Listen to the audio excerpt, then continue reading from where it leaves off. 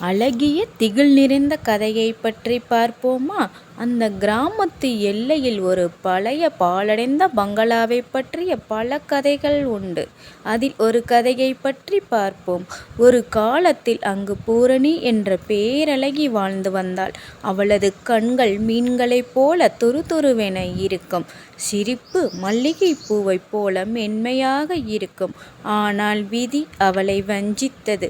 ஒரு துரோகத்தால் அவள் அந்த வீட்டிலேயே உயிரிழந்தாள். அன்று முதல் அந்த பங்களாவிற்கு யாரும் செல்வதில்லை. பல ஆண்டுகளுக்குப் பிறகு வெளியூரில் இருந்து நிவேதிதா என்ற கல்லூரி மாணவி தனது ஆய்வுப் பணிக்காக அந்த கிராமத்திற்கு வந்தாள். அவளும் பூரணியைப் போலவே பேரழகி. தற்செயலாக பூரணி வாழ்ந்த பங்களாவிற்கு அருகிலேயே அவள் தங்க நேரிட்டது. அன்று அமாவாசை இரவு. நிவேதிதா தனது அறையில் படித்து கொண்டிருந்த போது திடீரென்ற மல்லிகைப்பூவின் மனம் அறை முழுவதும் பரவியது. ஜன்னலுக்கு வெளியே ஒரு மெல்லிய உருவம் வெள்ளை உடையில் நகர்வதைக் கண்டாள். பயம் அவளை ஆட்கொண்டாலும் ஏதோ ஒரு ஈர்ப்பு அவளை அந்த பாழடைந்த பங்களாவிற்குள் அழைத்துச் சென்றது. உள்ளே சென்ற நிவேதிதா ஒரு பழைய நிலை கண்ணாடியில் முன் நின்றாள். கண்ணாடியில் அவள் முகம் தெரியவில்லை. மாறாக அழுது கொண்டிருந்த பூரணியின் ஆன்மா தெரிந்தது. எனக்கு நீதி வேண்டும். என் அழகே எனக்கு யமனானது. நீயும் என்னைப் போலவே இருக்கிறாய். உன் உடலை எனக்கு கொடுத்து விடு. பூரணியின் ஆன்மா நிவேதிதாவின் உடலுக்குள் புக முயன்ற போது நிவேதிதாவால் அசையக்கூட முடியவில்லை. காற்றில் ஒரு விதமான குளுமை பரவி அவள் மூச்சு திணறியது. சரியாக அந்த நேரத்தில் கிராமத்து அம்மன் கோவிலில் இருந்து நள்ளிரவு பூஜையின் மணி சத்தம் பலமாக கேட்டது. நிவேதிதாவில் கழுத்தில் இருந்த வேப்பிள்ளை காப்பு அவள் பாட்டி கட்டியது மின்னத் தொடங்கியது. திடீரென்று அந்த பங்களாவின் கதவுகள் படபடவென அடித்து கொண்டன.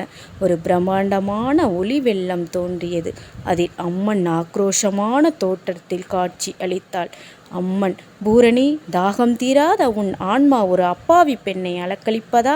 உன் கதையை முடிக்கும் நேரம் வந்துவிட்டது. அதற்கு பூரணி சொன்னாள், தாயே, எனக்கு இழைக்கப்பட்ட அநீதிக்கு என்ன பதில்?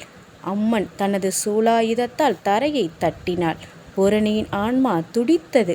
உனக்கு துரோகம் செய்தவர்கள் ஏற்கனவே தண்டிக்கப்பட்டு விட்டனர். சாந்தமடை, இல்லையெனில் என் கோபத்திற்கு ஆளாவாய் என்று அம்மன் எச்சரித்தாள். அம்மனின் சொல்லுக்கு கட்டுப்பட்டு பூரணியின் ஆன்மா மெல்ல மெல்ல ஒரு புகையாக மாறி மறைந்தது.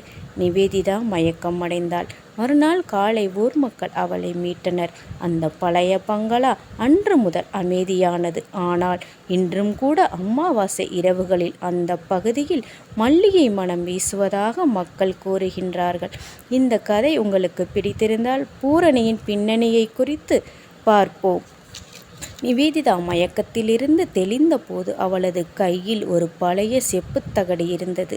அதில் பூரணியின் வாழ்க்கை சரித்திரம் செதுக்கப்பட்டிருந்தது.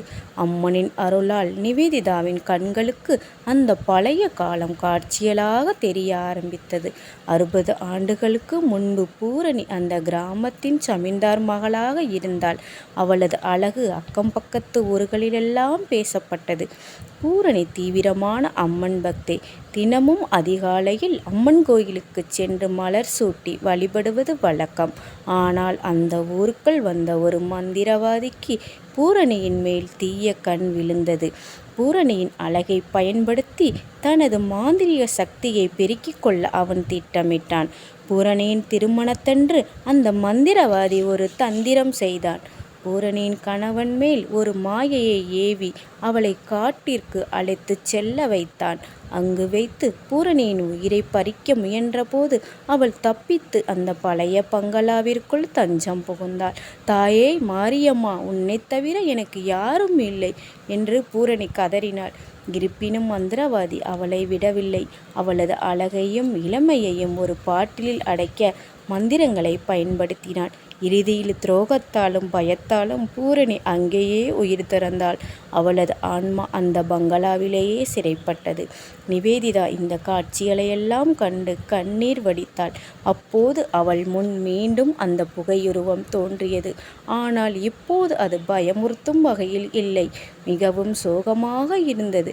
பூரணியின் ஆன்மா மெல்லிய குரலில் பேசியது. அந்த மந்திரவாதி என் ஆன்மாவை இந்த பங்களாவில் கட்டி போட்டு விட்டான். அவன் இன்னும் ஒரு குகையில் அமர்ந்து என் சக்தியை உறிஞ்சிக் கொண்டிருக்கிறான். அதனால்தான் என்னால் சாந்தியடைய முடியவில்லை. அப்போது பங்களாவில் ஒரு இருட்டு மூலையில் இருந்து கருப்பு புகை வெளிப்பட்டது. அந்த மந்திரவாதியின் ஆவி நிவேதிதாவையும் பூரணியையும் அழிக்க அங்கே வந்தது.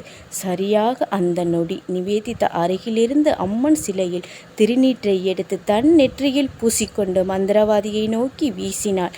ஓம் சக்தி என்று அவள் கத்தியதும் வானம் பிளப்பது போன்று இடிச்சத்தம் கேட்டது.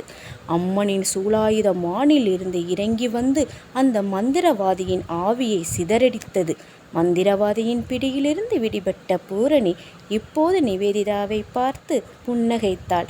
அவளது முகம் தேவதை போல பிரகாசித்தது. நன்றி சகோதரி, நான் இப்போது அம்மனின் திருவடியை சேருகிறேன் என்று கூறிவிட்டு ஒரு ஒளிப்பிழம்பாக மாறி வானில் மறைந்தாள். நன்றி.